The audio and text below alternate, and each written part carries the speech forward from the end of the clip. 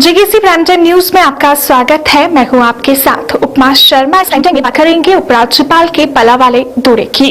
चर्चा करेंगे अनलॉक 5 पर और यूनिवर्सिटी के खिलाफ एबीवीपी ने क्यों किया प्रदर्शन पर। सबसे पहले आई नजर डालते इस वक्त की प्रमुख सुर्खियों पर।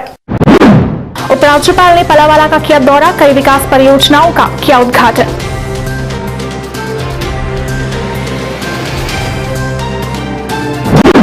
जम्मू कश्मीर बैंक के चेयरमैन को मिली एक्सटेंशन पर राजनीतिक पार्टियों ने जताई नाराजगी, बीजेपी और अपनी पार्टी ने उठाए सवाल।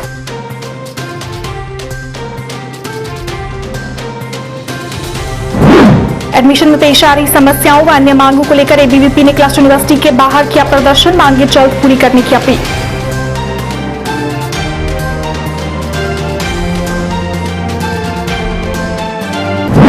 बांदीपुरा के नौगांव में बैक टू विलेज कार्यक्रम में उपराज्यपाल के सलाहकार बशीर अहमद खान ने भी की शिरकत, कहा पंचायतों को सशक्त करने के लिए सरकार प्रतिबद्ध।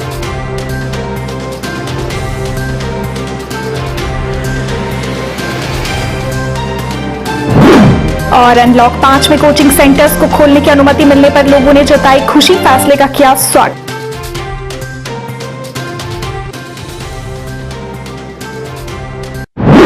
अब समाचार विस्तार से। उपराज्यपाल मनोज सिन्हा ने अखनूर के पलावाला सेक्टर का दौरा किया और बैक टू विलेज कार्यक्रम में शिरकत की। इस दौरान उन्होंने कई विकास परियोजनाओं का उद्घाटन किया और कहा कि इन परियोजनाओं से लोगों को काफी फायदा होगा। इस दौरान कई विभाग द्वारा स्टॉल लगाए गए थे, जिनका उपराज्यपाल ने जायजा लिया। इस मौके पर एक जनसभा को भी संबोधित किया। उपराज्यपाल ने कहा कि जो काम 70 सालों में नहीं हुआ है, उन्हें करने में समय तो लगेगा। इस विकास की यात्रा में आप गरीब से गरीब आदमी को भी इंसान का दर्जा दें, उसे सम्मान दें, उसके अधिकार को उस तक पहुंचाएं। मैं समझता हूं इससे बड़ा काम संसार में, इससे पवित्र काम कुछ नहीं होता है और इससे बड़ी कोई कमाई भी नहीं होती है। मैं हाथ जोड़ करके आप सभी से आग्रह कर रहा हूं कि आप सबका सहयोग मुझे चाहिए, आपकी का साथ मुझे चाहिए और मैं आपको भरोसा देना चाहता हूं कि पूरी सामर्थ्य, पूरी क्षमता और पूरी ईमानदारी से यहाँ के लोगों के भविष्य को बदलने के लिए हम कोई भी कसर छोड़ने वाले नहीं हैं। तुझे पाके खुद को मैं पाऊंगा कि तुझी में खोया हुआ हूं मैं। ये तेरी तलाश है इसलिए कि मुझे है अपनी ही जुस्तजू। विकास और समृद्धि नाम का यह चांद हर गांव में पूरा क्यों नहीं प्रतिबिंबित होता है, क्यों यह टुकड़ों में दिखाई पड़ता है। और जब बैक टू विलेज या जन अभियान की योजना हम सब बना रहे थे तो ये बात दिमाग में थी और इसलिए कोशिश की जा रही है विकास के पूरे चांद का एक जैसा प्रतिबिंब गांव में भी दिखाई पड़े, गांव के लोग भी उसको देख सकें। जम्मू कश्मीर बैंक के चेयरमैन आर.के. छिब्बर को दी गई एक्सटेंशन को लेकर राजनीतिक पार्टियों ने नाराजगी जताई है और इस पर सवाल उठाए हैं। इसे लेकर बीजेपी नेता आसिफ मसूदी ने भी नाराजगी जताई और कहा इस फैसले को गलत ठहराया। गवर्नर साहब को अपील करना चाहता हूं, प्लीज मेहरबानी करके ये यहाँ के लोकल और जो हमारे बहुत सालों से, चाहे वो आईएएस अफसर है, चाहे वो केएएस अफसर है, चाहे वो किसी भी डिपार्टमेंट के अफसर है, एक्सटेंशन नहीं देना चाहिए। ये बाकी जो जूनियर उनके जूनियर होते उनके साथ नाइंसाफी है और यहाँ के यूथ के साथ ये जब इस कुर्सियों पर बैठते हैं, लास्ट एक्सटेंशन में ये क्या करते हैं, अपने बच्चों, अपने रिश्तेदारों, अपने दोस्तों के बच्चे लगाते हैं, जिससे यहाँ के यूथ का दिल खराब हो जाता है और वो मिलिटेंसी में ज्वाइन करने के लिए मजबूर हो जाते हैं। ये बहुत नाइंसाफी। मैं गवर्नर साहब से फिर एक बार अपील करता हूं, चीफ सेक्रेटरी साहब से अपील करता हूं, हर एक सेंट्रल गवर्नमेंट से भी अपील करना चाहता हूं कि यहाँ ये सिलसिला बंद करे।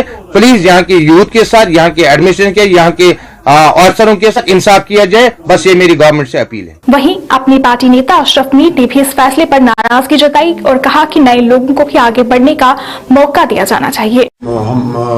जब हमारी शुरुआत पार्टी लॉन्च हो गई तो हम प्राइम मिनिस्टर से मिले, होम मिनिस्टर से मिले। उस वक्त हमारी पार्टी प्रेसिडेंट सईद अल्ताफ बुखारी का ये स्टैंड क्लियर था कि जम्मू कश्मीर कि बैंक के साथ जो खिलवाड़ हो रहा है नहीं होना चाहिए। आज अगर फैसला ऐसा कुछ हुआ है, मुझे लग रहा है ठीक नहीं हुआ है। हम एज अ पार्टी पहले भी ये इश्यूज उठाए थे और आज भी उठाएंगे। खासकर जम्मू कश्मीर बैंक का जो मामला है, हम तो हमेशा हमारा स्टैंड इसमें क्लियर रहा है कि जम्मू कश्मीर बैंक जम्मू कश्मीर लोगों का बैंक है।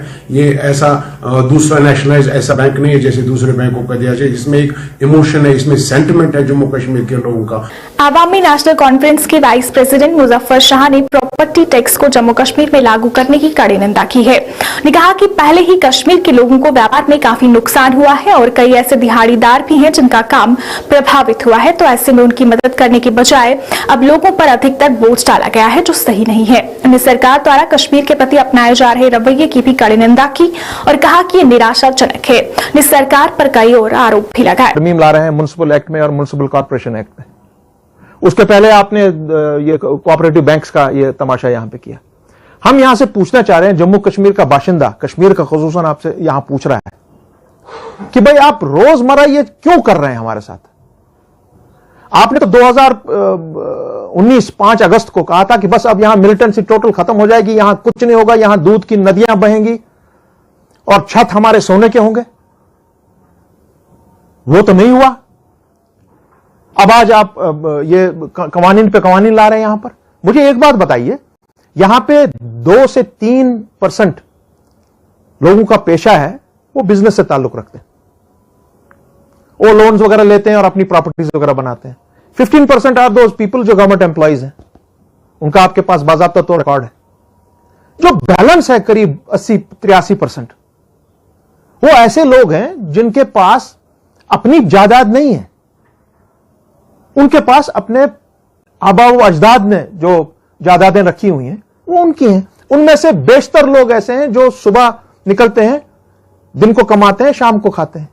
रेडी वाले, दुकान वाले, टैक्सी वाले, ये कहां से लाएंगे आपके ये 15%? आपको जो इसको कंप्यूट करना है बाज़ाब्ता तौर पर किस तरीके इसका लाएंगे आप, और अगर आप 3 साल के बाद नहीं दे पाएंगे तो हम कानून भी निकाल सकते हैं, बहुत सी कार्रवाइयां होंगी आप पर। तो आप तो सिर्फ कश्मीरी को परेशान करने के दर पे हैं। अगर आपको ये हमारी आबा व अजदाद ने हमारी ये प्रॉपर्टीज रखी हैं हमारे पास, मैक्सिमम कश्मीर के लोगों के पास, तो अगर इतनी आपको जरूरत है पूछने की कहां से लाई, क्या लाया, क्या दोगे, जाइए, यहां मलखा हमारा है, भरा हुआ है। मेरे वालिद बुजुर्गवार, नाना बुजुर्गवार वो मकबरों में है। आप टीम्स खड़ी कीजिए, उनके पास भेज दीजिए, उनसे टैक्स वसूल कीजिए। कश्मीर का बाशिंदा जो सुबह निकलता है कमाने और शाम को लाता है अपने अयाल के लिए खाने के लिए, वो कहां से आपको ये 15% देगा? आप क्यों इस तरह ये कर रहे हैं? ये बहुत ही निहायत ही गलत बात है और ये चीजें नहीं चलेंगी यहां पर। और आपने आप कोऑपरेटिव को भी इसी तरह किया। कोऑपरेटिव शहरी कश्मीर ने 1950s में, उससे पहले अर्ली 50s में शुरू किया था, लेट 40s में। वो किस लिए किया था?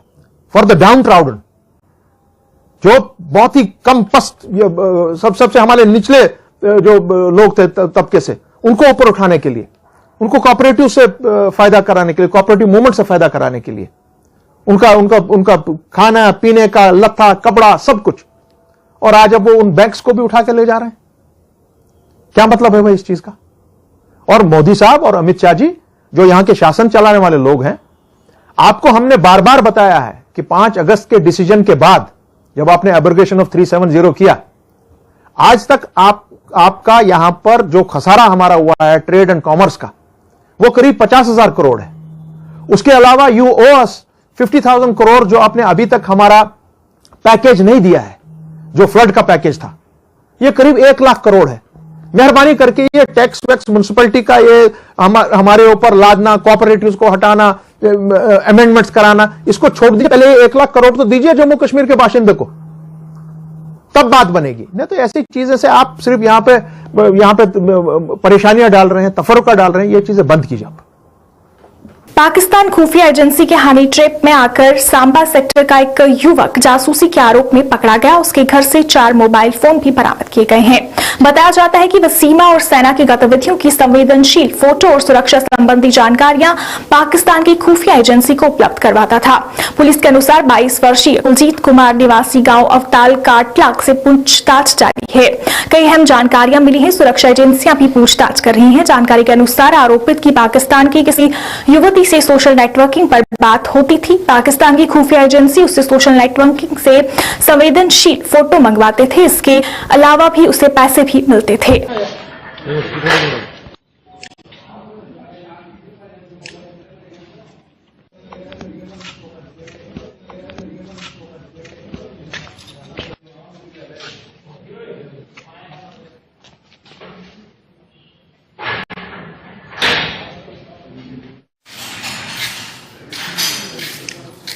बीजेपी नेता एजाज बलहामी ने फायर एंड इमरजेंसी विभाग की जारी सिलेक्शन लिस्ट के विवाद की जांच करने की मांग की है।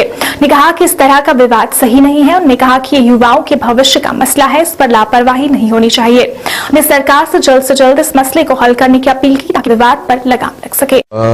जब कल ही ऑनरेबल एलजी ने अनाउंस कर दिया कि 25,000 असामी हम लोग और पूरी करेंगे। अभी 10,000 असामियों के लिए फॉर्म्स आए हैं, लिस्ट आया है। अभी इंशाल्लाह मुझे लगता है आने वाले समय में यहाँ पे जो एम्प्लॉयमेंट का जो मुद्दा है, जो डेली लेबर्स और कैजुअल लेबर्स का जो मुद्दा है, वो गवर्नमेंट देख रही है और उसको हल करेगी। और उसको मुझे लगता है बीजेपी की जो सरकार है यहाँ पे पूरे देश भर में वो जिस प्रकार से काम कर रही है, उसी प्रकार से कश्मीर की ओर भी, जम्मू कश्मीर की ओर भी तवज्जो दे रही है। और मुझे लगता है आने वाले समय में उसका समाधान होगा। और जहां जो फायर एंड इमरजेंसी सर्विसेज का जो एग्जाम हुआ रिसेंटली, उसमें कुछ एलिगेशंस आए हैं, कुछ लोग सड़कों पे भी है।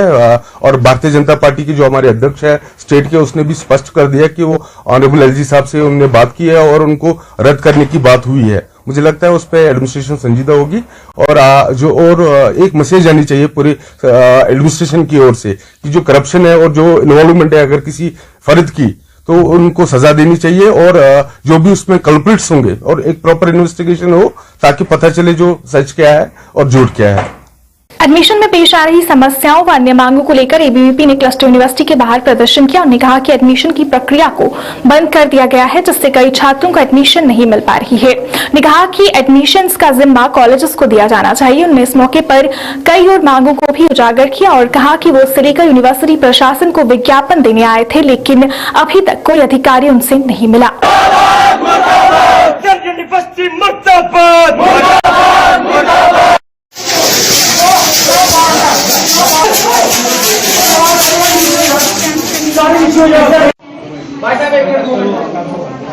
दस मिनट का समय प्यार से हम लोगों ने यूनिवर्सिटी प्रशासन को दिया कि पिछले कई दिनों से एक समस्या आ रही थी कि क्लस्टर विश्वविद्यालय में कुछ छात्रों को एडमिशन देने के बाद एडमिशन बंद कर दिया गया।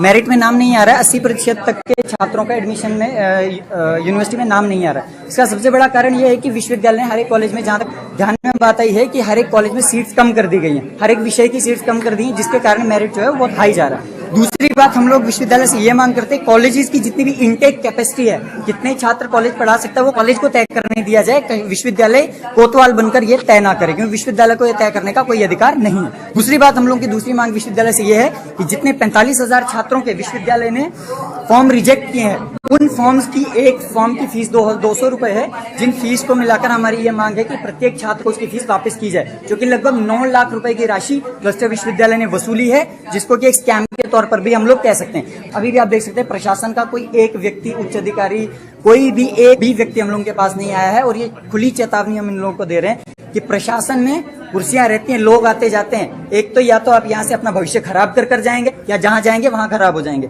इसलिए छात्रों की मांगों को सुनिए, अन्यथा आपका भविष्य बहुत बुरा होने वाला है। धन्यवाद। बांदीपुरा जिले के नौगाम सुंबल पंचायत हलकों में आयोजित बैक टू विलेज 3 कार्यक्रम में उपराज्यपाल के सलाहकार बशीर अहमद खान ने शिरकत की। इस दौरान उन्होंने कहा कि पंचायतों को पहले की तरह सशक्त बनाया जा रहा है। सरकार पंचायती राज संस्थानों को सशक्त बनाने के लिए प्रतिबद्ध है, ताकि पूरे जम्मू कश्मीर में ग्रामीण परिदृश्य को बदला जा सके। इस कार्यक्रम में कई और अधिकारी भी मौजूद थे। इस दौरान लोगों ने क्षेत्र की समस्याओं और मांगों को उजागर किया। अधिकारियों ने उन्हें उनके मसले हल करने का आश्वासन दिया। इस अवसर पर स्पोर्ट्स किट्स व अन्य सामग्री भी लोगों में वितरित की गई। आप लोग इतनी बड़ी तादाद में यहाँ पे आए और आपने एक मालिकाना किस्म का कॉल किया, जिसके लिए मैं पर्सनली इंडस्ट्री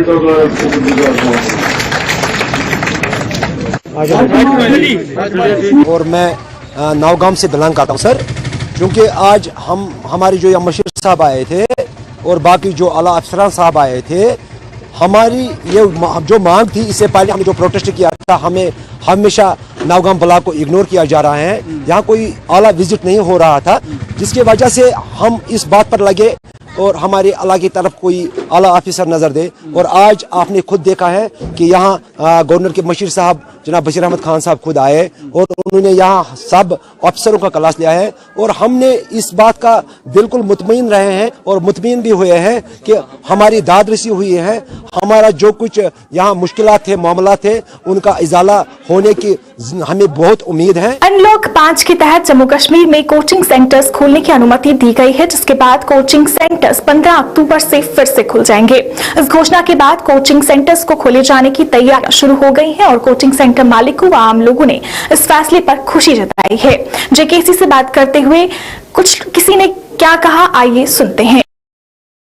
और मैं यहाँ पे इंस्टीट्यूशन को रन करता हूँ, आईटी ट्यूटोरियल को रन करता हूँ। देखें सर, आपको पता है कि मार्च में जब लॉकडाउन हमारा स्टार्ट हुआ था, तब से हमारा ये जो काम था ये बंद हो गया था। इससे हमारे पे दिन ब दिन मतलब जो हमारा वर्डन जो था वो बढ़ता जा रहा था। आपको पता है कि हमारी जो बिल्डिंग्स हैं वो रेंट की हैं, हमारे लोग जो पढ़ाते हैं प्राइवेट मतलब लोग काम करते हैं, जो जिसके साथ हमें बिजली के बिल्स, पानी का बिल, ये सारा का सारा हमें अपने से भरना पड़ रहा था। अब हमारे को ये एक उम्मीद जागी है, हमें जो पेपर के थ्रू हमें पता चला है कि 15 अक्टूबर से गवर्नमेंट ने जो एक डिसीजन दिया है कि कोचिंग सेंटर खुलने जा रहे हैं। इससे क्या होगा, जो हमारे वर्डन्स हैं ये कम हो गए। आज हम भी बड़ी उम्मीद के साथ अपने इंस्टीट्यूशन में आए हैं, हमने इसको प्रॉपर खोला है, साफ सफाई करवाई है, सैनिटाइजेशन करा है। उससे क्या होगा कि हमारा सिस्टम जो है वो प्रॉपर वे से मतलब पटरी पे आ पाएगा। ये जो हमारा काफी देर से आपको पता है बंद था और हमारा सिस्टम सारा का सारा इसी से जुड़ा हुआ है। तो अब आगे ये है, उम्मीद जागी है कि भाई हमारा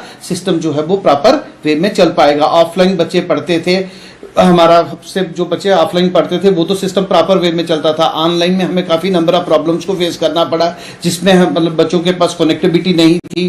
2G के बेस्ड हमें काफी नंबर ऑफ प्रॉब्लम्स को फेस करना पड़ा था। बच्चों के फोन्स आते थे, कम समझ में आता था, कभी उनकी कनेक्टिविटी प्रॉपर नहीं मिलती थी, कभी दिखने में प्रॉब्लम आती थी, कभी सुनने में प्रॉब्लम आती थी। अब बच्चे प्रॉपर वे में अगर आएंगे तो उनको किसी भी तरह की दिक्कतें जो हैं वो उनकी कम होगी और जो लोग इस काम से जुड़े हुए हैं उनको भी एक उम्मीद की मतलब किरण जागेगी कि भाई उनका सिस्टम भी प्रॉपर वे में चलेगा। और हमारा ये है कि जो गवर्नमेंट की गाइडलाइंस हैं उसको मानते हुए, उसको प्रॉपर वे में इंप्लीमेंट करते हुए हम बच्चों को पढ़ा पाएंगे और हमारा भी सिस्टम जो है वो चले। सर पहले तो हमें बहुत खुशी हो रही है, क्योंकि ऑनलाइन पढ़ाई करते थे जब, उससे हमें काफ़ी परेशानी आती थी। अगर 15 तारीख के बाद गवर्नमेंट हमारे कोचिंग इंस्टीट्यूट खोल देती है तो हमें उससे काफ़ी बेनिफिट्स होंगे, क्योंकि ऑनलाइन में हमें पढ़ाई करते समय काफ़ी परेशानियों का सामना करना पड़ता था, क्योंकि 4G इंटरनेट ना चलने के कारण जम्मू में 2G से हमें काफ़ी परेशानी आती थी। अगर हमारे कोचिंग इंस्टीट्यूट खुल जाते हैं तो हम सर से फेस टू फेस बात कर सकते हैं और अपने डाउट क्लियर कर सकते हैं। अभी भी ऑर्डर आ चुका है कि 15 के बाद खुलने ही खुलने हैं। अगर सर खुलेंगे तो काफ़ी अच्छी बात है, गवर्नमेंट से बहुत धन्यवाद करते हैं हम। स्टेट डिपार्टमेंट के कैजुअल लेबर्स ने अपनी मांग को लेकर प्रदर्शन किया। उनकी मांगों में पक्का करना, मिनिमम वेजेस एक्ट लागू करना और लंबित वेतन देना शामिल है। ने कहा कि ये उनकी जायज मांगे हैं जो पूरी नहीं हो रही हैं। उन्होंने उनकी मांगे जल्द पूरी करने की मांग की। मोदी तेरे राज में बच्चे भूखे मरते हैं, जो सरकार रोटी कपड़ा दे न सके वो सरकार में कमी है, दे न सके वो सरकार में कमी है। मोदी तेरे राज में बच्चे गवर्नमेंट मुर्दाबाद, गवर्नमेंट गवर्नर साहब तक पहुंचेगी। और मैं यही कहना चाहता हूं कि हमें 25 साल हो गया इस स्टेट डिपार्टमेंट में सेवा देते हुए, और उन्हीं लोगों के घरों में दिया जिनके जो गवर्नमेंट के नुमाइंदे थे।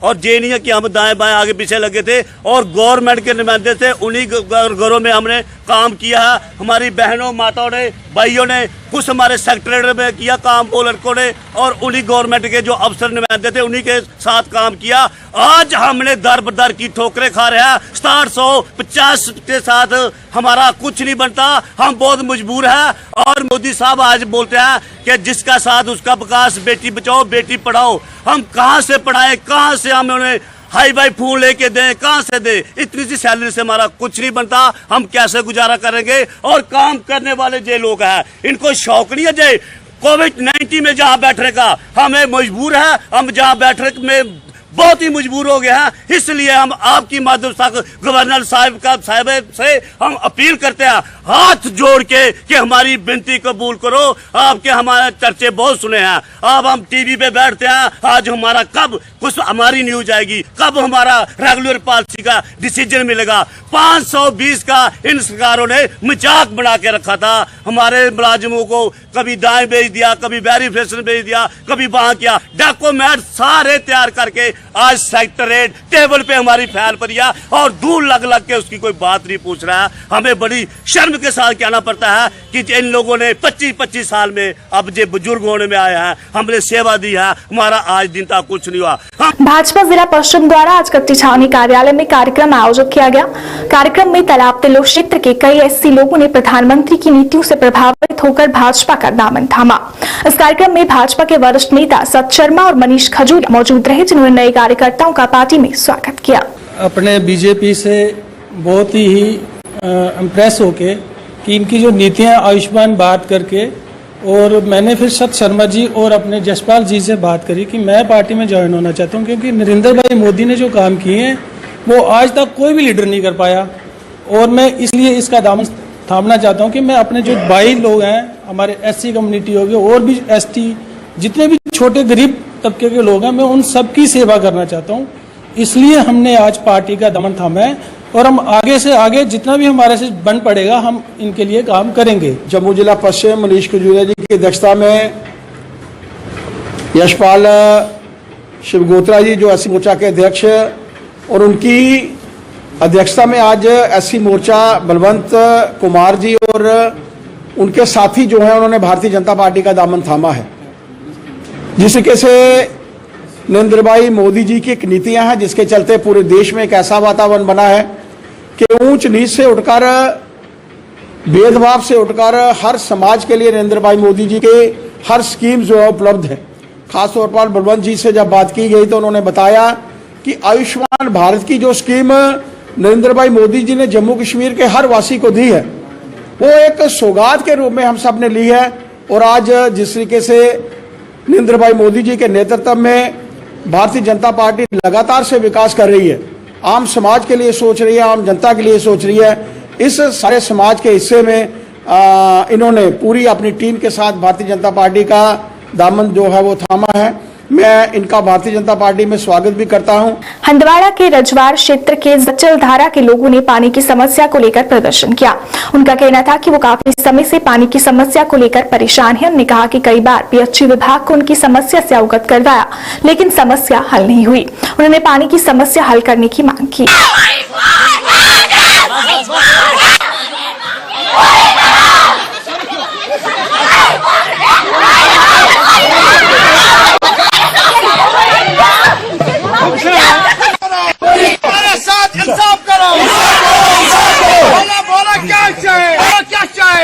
बैक टू विलेज 3 कार्यक्रम के तहत सचिव ग्रामीण विकास और पंचायत राज शीतल नंदा ने बारामूला जिले के बुनियार क्षेत्र का दौरा किया, जहां उन्होंने क्षेत्र के समग्र कल्याण के लिए कई विकासात्मक गतिविधियों को अंजाम दिया।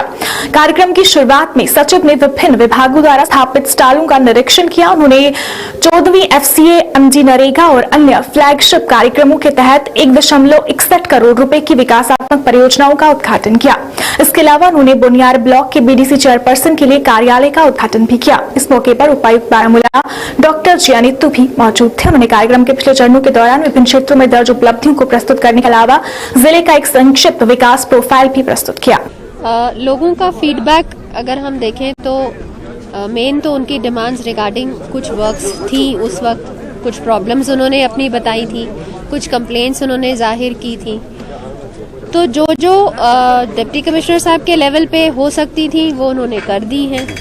कुछ पैसा गवर्नमेंट ने ट्रांसफ़र कर दिया है पंचायतों को अभी, और पहले भी किया था 5-5 करोड़ हर डिस्ट्रिक्ट को। और एक जो प्रोसेस हमने स्टार्ट की थी कि खुद लोग अपना देखें कि उनकी क्या डिमांड्स हैं और फिर देखें कि वो पूरी भी हो जाएं, तो वो एक तरह से शुरू हो गई है। और मुझे उम्मीद है कि धीरे धीरे सबको ये रियलाइज़ हो जाएगा कि ये एक प्रोसेस है जो चलता रहेगा। और खासकर जो इसके पहले हमारा अवामी मुहिम और जन अभियान था, उसके लिए लोगों का बहुत अच्छा रिस्पांस रहा, क्योंकि उनको बहुत सारे उस टाइम फ़ायदे बिल्कुल उनके डोर स्टेप पे मिले, उनको अफसरों के चक्कर नहीं काटने पड़े। तो एक अच्छा पॉजिटिव रिस्पांस है और हमारी उम्मीद है कि ये चलता रहेगा और लोगों की मुश्किलात हल होती रहेंगी। कुछ इलाकों में शिकायत है कि जो वादे किए गए थे 1 और 2 प्रोग्राम में, तो अभी तक पूरे नहीं हुए कुछ इलाकों में। तो उस सिलसिले में चाहे रूरल डेवलपमेंट डिपार्टमेंट है, क्योंकि वही आज मैदान में है जो काम कर रहे हैं, तो उसके लिए करना पड़ेगा कुछ जो काम अधूरे रह गए। जो बहुत सारे काम ऐसे हैं शायद जहाँ पे ज्यादा शिकायत होगी, मैं कह नहीं सकती क्योंकि मैंने एनालाइज हर पंचायत को तो नहीं किया, लेकिन बड़ी सारी शायद ऐसी भी डिमांड्स होंगी जो पूरी हो भी नहीं सकती हैं। तो हमारे लोगों को ये भी समझना पड़ेगा कि 100% तो पूरा नहीं हो पाएगा। अगर कोई, जैसे मैंने अभी कहा कि अगर कोई कहेगा कि यहाँ पे डिस्ट्रिक्ट हॉस्पिटल दे दीजिए, तो वो तो नहीं हो सकता है। तो कुछ काम हैं जो नहीं होंगे, जो नहीं हो सकते हैं, लेकिन जो हो सकते हैं वो डेफिनेटली होंगे। तो मैम आपके डिपार्टमेंट में CIC ऑपरेटर्स की फाइल बैक टू विलेज के बारे में बात करें। बैक टू विलेज 3 के अंतर्गत भलीसा की ग्राम पंचायत किल्होतरान में आज महिला व बाल सभा का आयोजन किया गया, जिसमें महिलाओं और बच्चों की समस्याओं को उजागर किया गया। इस कैंप में महिलाओं ने पानी, बिजली की समस्याओं को लेकर विभाग में अपनी शिकायतें दर्ज करवाई। किल्होतरान ग्राम पंचायत की सरपंच रवीना बेगम ने भी अपने ग्राम की समस्याओं को बैक टू विलेज 3 के अंतर्गत अफसरों के सामने रखा और उम्मीद जाहिर की कि आने वाले समय में उनके गाँव की हर एक तकलीफ को सरकार समझेगी और उसे पूरा करने का प्रयास करेगी।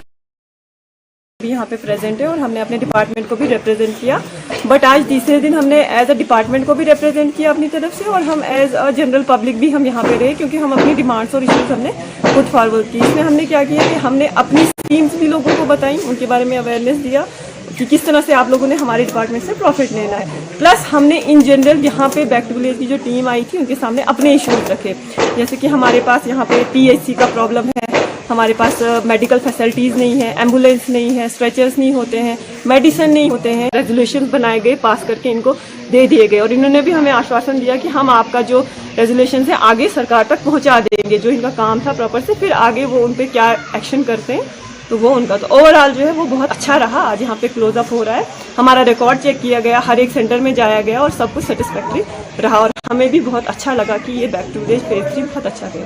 Thank you so much. मैं किल्होतरान की सरपंच हूँ, मेरा नाम रवीना बेगम है। यहाँ पर ज़्यादा पानी की प्रॉब्लम है और बिजली की प्रॉब्लम है, तो नालियों में से पाइपें गंदगी उनमें से जाती है। हम DC साहब के पास गए थे, उन्होंने एक रेजोल्यूशन दिया था AEE साहब को, लेकिन उन्होंने कुछ कार्रवाई नहीं की, अमल में लाई गई। यहाँ जो ये तारें हैं वो दरख्तों के साथ लिपटी हुई हैं, पोल नहीं है, डिमांडें करते हैं बार बार। फर्स्ट में भी की थी, सेकंड में भी, लेकिन कुछ सतह पे यहाँ पे देखा, हर वार्ड्स में हमने पर्सनली विजिट किया, तो काफ़ी कंप्लेंट्स भी लोगों की यहाँ पे पाई गई, और बहुत सारे काम हैं जो अधूरे भी दिखे गए, और जो हमने B1 B2 में जो वादे किए थे, तो लोगों की तो यही कंप्लेंट रही कि उसमें से बहुत कम चीज़ें जो हैं ज़मीन पे पाई गई। तो मैं यही गवर्नमेंट तक अपनी बात पहुंचाने की आगे भी ये कोशिश करूंगा कि जो बुनियादी चीज़ें हैं वो। भतेवा की पंचायतों में चल रहे बैक टू विलेज 3 कार्यक्रमों का आज समापन हुआ। इस अवसर पर commissioner secretary Saurabh Gupta, regional director pollution control board Jammu doctor Syed Nadeem Hussain ने भदरवा का दौरा किया। दौरे के दौरान लोगों की समस्याओं को सुना और कई विकास कार्यों की शुरुआत की। प्रशासनिक अधिकारियों का कहना था कि उनकी कोशिश रहेगी कि लोगों की समस्याओं को हल किया जाए और शिक्षा पर ज्यादा जोर दिया जाए। वहीं लोगों ने भी बैक टू विलेज 3 के दौरान प्रशासनिक अधिकारियों के दौरे का स्वागत किया और आशा जताई कि जल्द ही उनकी समस्याओं का समाधान होगा। इस अवसर पर लोगों में स्पोर्ट्स सामग्री भी वितरित की गई। के लिए स्कूल और एजुकेशन फैसिलिटीज बच्चों के लिए हद से ज़्यादा इम्पोर्टेंट, तो मेरा फोकस ज़्यादातर और जो मेरी रिकमेंडेशन लोगों को जाएंगी ज्यादातर उसका। डीसी बारामूला डॉक्टर जिया नेतू ने आज पटन क्षेत्र के बूचू गांव का दौरा किया और बैक टू विलेज 3 कार्यक्रम में भाग लिया, जहां उन्होंने 27.43 लाख रुपए की कई विकासात्मक परियोजनाओं का उद्घाटन किया। इस अवसर पर डीसी ने एक ग्राम सभा की अध्यक्षता की, जिसके दौरान पीआरआई और अन्य प्रमुख हितधारकों ने अपनी शिकायतों पर प्रकाश डाला और पेयजल, बिजली आपूर्ति, सड़क संपर्क आदि की मांग की। सभी मांगों और मुद्दों को संबंधित अधिकारियों ने ध्यान से सुना और उन्हें निवारण करने का आश्वासन दिया। शमूलियत करें सारे खुद ब्रोशर से जीवन की बाकी प्रॉब्लम इन बड़े शो के मगर पुंछ मंडी की धरा पंचायत में बैक टू विलेज कार्यक्रम का अंत हो गया। स्थानीय लोगों ने इस कार्यक्रम के प्रति अपनी नाराजगी जताई और कहा कि कार्यक्रम केवल एक मजाक है, क्योंकि उठाए मसलों को जमीनी सतह पर हल नहीं किया जाता। उन्होंने कहा कि इस कार्यक्रम में कई अधिकारी नहीं आते और न ही उनकी समस्याओं को सुना जाता है। उन्होंने कहा कि उन्हें इस कार्यक्रम का कोई फायदा नहीं पहुंचा। यही कहूँगा कि बैक टू विलेज का ये तीसरा मरहला है, लेकिन यहाँ की पंचायत धड़ा की आवाम बिल्कुल जो है मायूस है कि तीसरा मरहला इख्तिताम पजीर हो रहा है, लेकिन यहाँ पर इससे पहले जमीनी सतह पर तामीरात आमा का कोई काम भी नहीं हुआ। लोग बिजली पानी के लिए और रोड की बहुत बड़ी दिक्कत है, तो इसके ऊपर जमीनी सतह पर कोई काम नहीं हुआ, इसलिए यहाँ की पब्लिक काफी मायूस है और काफी परेशान कुन हालात हैं। बात तो ये है कि मुलाजिम छोटे मुलाजिमों को भेज देते हैं जो जवाब देने के काबिल नहीं होते हैं, जो सवाल पूछा जाता है उसका जवाब ही नहीं दे पाते। तो ऑफिसर लोग जैसे जेई हुआ, कोई हेल्थ डिपार्टमेंट का बड़ा हुआ, वो आते ही नहीं है। जो बैक टू विलेज है, सेंट्रल गवर्नमेंट की पॉलिसी बहुत अच्छी है, हम इसको लब्बे कहते हैं, मुबारकबाद देते हैं। लेकिन जनाब जितने भी आए इससे पहले आकर बातें करते चलते रहे, अभी लास्ट ही मरहला है। पिछले जो मरहला में लिखी गई कार्रवाइयां ये होगा वो होगा, अभी तक उसका कोई भी जमीनी सतह पर काम नहीं हुआ। गवर्नमेंट बहुत कुछ देती है पब्लिक के लिए, लेकिन वो जमीनी सतह पर नहीं उतर पाती है, लोग घटाला करके खा जाते हैं। गोविंद सर कठुआ में बैक टू विलेज कार्यक्रम का आयोजन किया गया। इसमें कई अधिकारी मौजूद थे। कार्यक्रम के दौरान लोगों को कई सरकारी योजनाओं से अवगत करवाया गया ताकि वो उसका लाभ उठा सके। लोगों ने भी कहा कि इस कार्यक्रम से उन्हें काफी फायदा पहुंचा है और उम्मीद है कि कार्यक्रम में उठाए उनके मसले भी जल्द हल होंगे। कार्यक्रम के दौरान बच्चों में खेल की सामग्री वितरित की गई।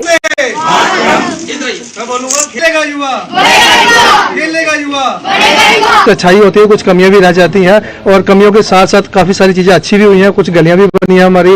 और आज पिछले दिनों गवर्नर महोदय जब कठुआ में आए थे तो 10 लाख रुपए हर पंचायत को दिया गया था। उसमें से हमारी पंचायत भी एक थी जिसे 10 लाख रुपए मिला। उसमें से 20,000 रुपया स्पोर्ट्स का रखा गया, जिसमें मीडिया बंधुओं ने सबने ये कवर किया कि छोटे बच्चों को 20,000 रुपए जो भी क्रिकेट का सामान था, चाहे वो बैट हो, चाहे वो कैरम बोर्ड हो, चाहे वो स्कीपिंग रोप्स हो, ये बच्चों को बांटे गए। ताकि हमने देखा कि पिछले दिनों कोरोना की महामारी के कारण बच्चे घर में थे, तो एक गवर्नर साहब ने, मनोज सिन्हा जी ने एक इनिशिएटिव लिया, बच्चों को 20,000 रुपए की हर पंचायत में किट्स और क्रिकेट का सामान प्रोवाइड करना ताकि बच्चे आराम से खेलें। जो बैक टू विलेज प्रोग्राम है, बैक टू विलेज प्रोग्राम चल रहा है, उसमें मैं एज ए डिस्ट्रिक्ट ऑफिसर जहां वार्ड नंबर 5, 6 और 7 में जहां वार्ड सभा हमने की 5 और 6, 7 में, और जहां के जो युवा थे वो सब एक ही जगह पे इकट्ठे हुए।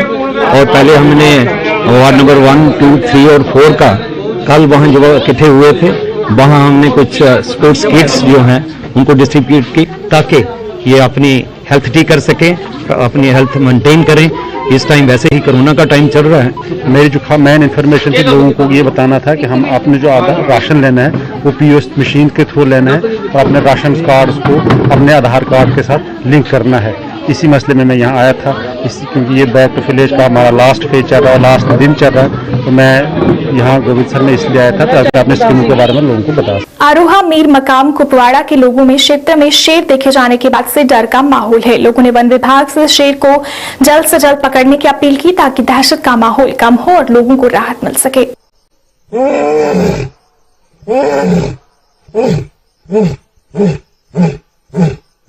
11वीं क्लास के छात्रों ने श्रीनगर में मास प्रमोशन देने की मांग की है। उन्होंने कहा कि 2G के चलते उनकी पढ़ाई सही से नहीं हो पाई है, ऐसे वो परीक्षा कैसे देंगे। उन्हें सरकार से उन्हें मास प्रमोशन की मांग की ताकि उन्हें राहत मिल सके।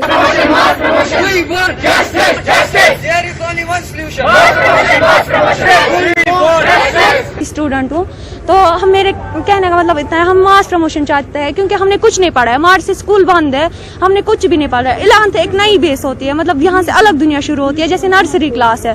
तो यहाँ से हमें टीचर्स का सपोर्ट होना चाहिए था। चलो हमें ऑनलाइन क्लासेस देते थे वो 2G पे, हमने डिमांड्स भी की थी 4G की, लेकिन हमें 4G ऑन नहीं किया। हम सिर्फ इतना चाहते हैं कि हमें मास प्रमोशन दीजिए, जैसे सबको, जैसे जम्मू डिस्ट्रिक्ट को हमें भी।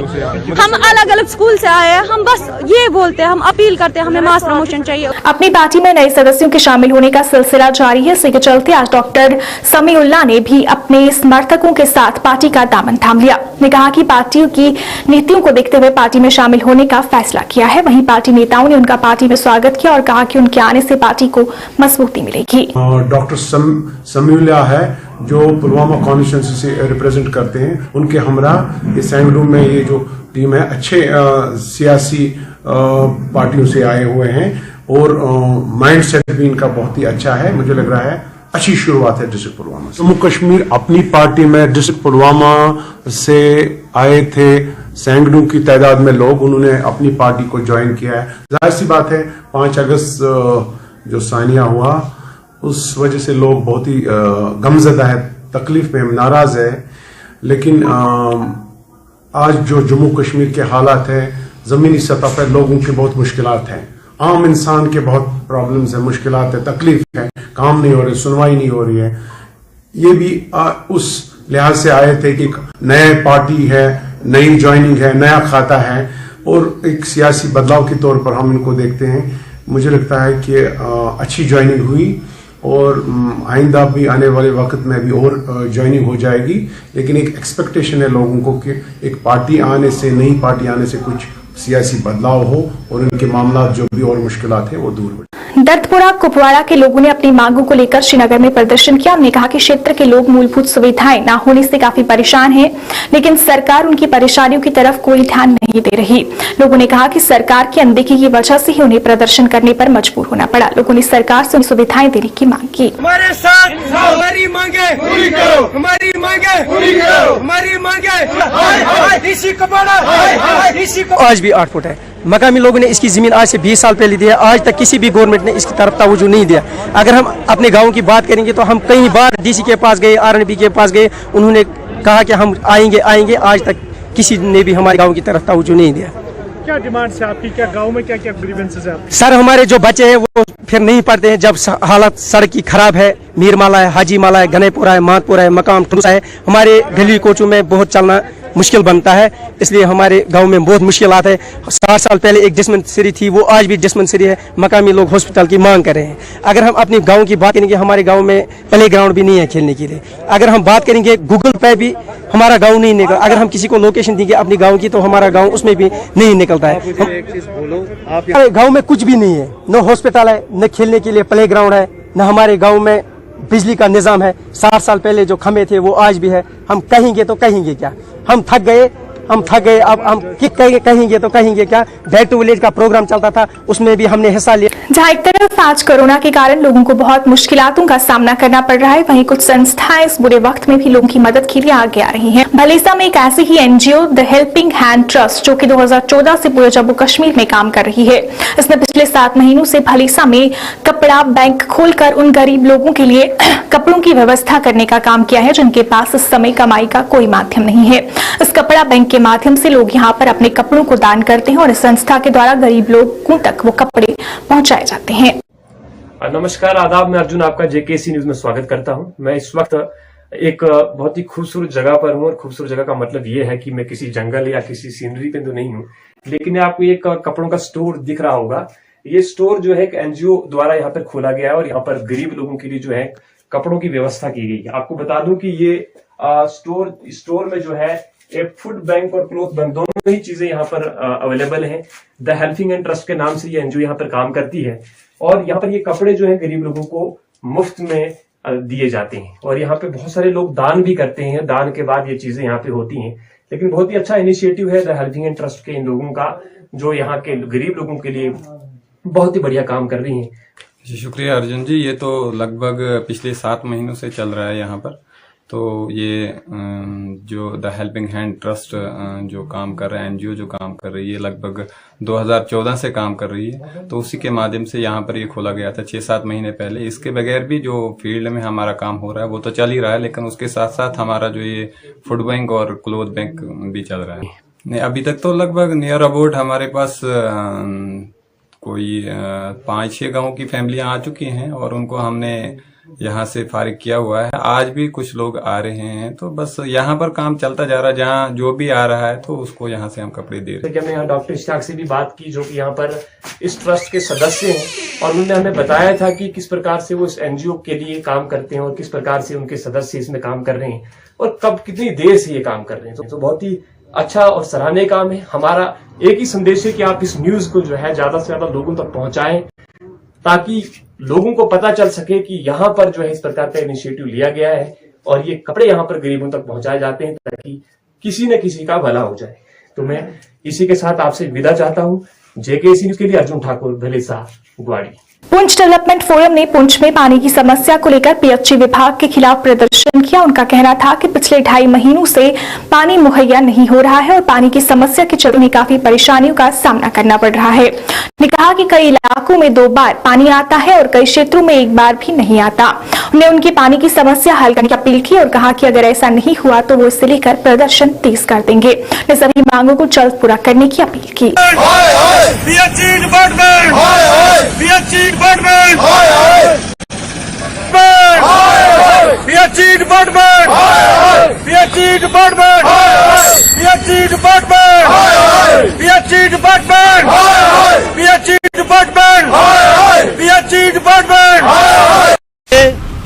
आज हमें वो दिन देखना पड़ रहा है जो आज से 50-60 साल पहले था।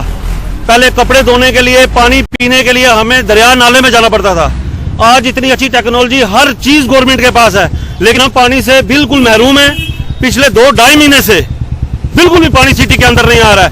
कुछ वार्डें ऐसी हैं जहाँ 3-3 टाइम पानी आता है, मुबारक है। हमें यह नहीं है कि उनके पास पानी क्यों नहीं आता, उनको पानी मिले वो भी हमारे भाई हैं। लेकिन एक जगह पर 2-3 बार पानी आता है, एक जगह पर 2-2 महीने से पानी नहीं आ रहा है। ये बेइंसाफी है, हर तरीके से बराबर चलना चाहिए। 3 दिन पहले मैं अपने घर की मैं बात करता हूँ, मैं कपड़े धोने के लिए बावली पे गया 3-4 बार। टैंकर, मेरे प्राइवेट टैंकर 3 बार महीने में पिछली बार घर में टैंक में डाले। मैं पूछ रहा था एक्शन साहब से, 20 बार मैं एक्शन साहब के पास गया, AWE साहब के पास गया, इनके चीफ के पास गया। उन्होंने बोला मोटर जली हुई है। मेरी 40 साल उम्र हो गई है, मैं छोटा सा था, पीएचई की मोटर जली थी। आज दिन तक 40 साल से इनकी मोटर अभी जली हुई है। क्या इनके पास एक ही मोटर है, वही चलेगी, वही ठीक होगी, फिर हमें पानी मिलेगा? आप मेरे पीछे देखें, पीएचई का नल लगा हुआ है, 24 घंटे से पानी आता है। ये कहां से आता है? पानी उस घर में आएगा जो लाइनमैन को क्वार्टर देगा, शराब देगा, कुछ चीज देगा उसे। आइए अब जल्दी जल्दी नजर डालते हैं आज के मौसम और तापमान पर।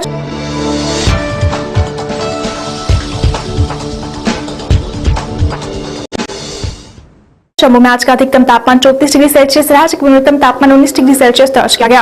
वहीं श्रीनगर की बात करें तो श्रीनगर में आज का अधिकतम तापमान 27 डिग्री सेल्सियस रहा और न्यूनतम तापमान 10 डिग्री सेल्सियस दर्ज किया गया। मौसम विभाग के अनुसार आने वाले 24 घंटों के दौरान जम्मू कश्मीर में मौसम साफ रहेगा। जेकेसी प्राइम टाइम न्यूज के आज के अंक में फिलहाल इतना ही। इसी के साथ मुझे और मेरी पूरी टीम को दीजिए इजाजत। आप देखते रहिए जेकेसी न्यूज। नमस्कार।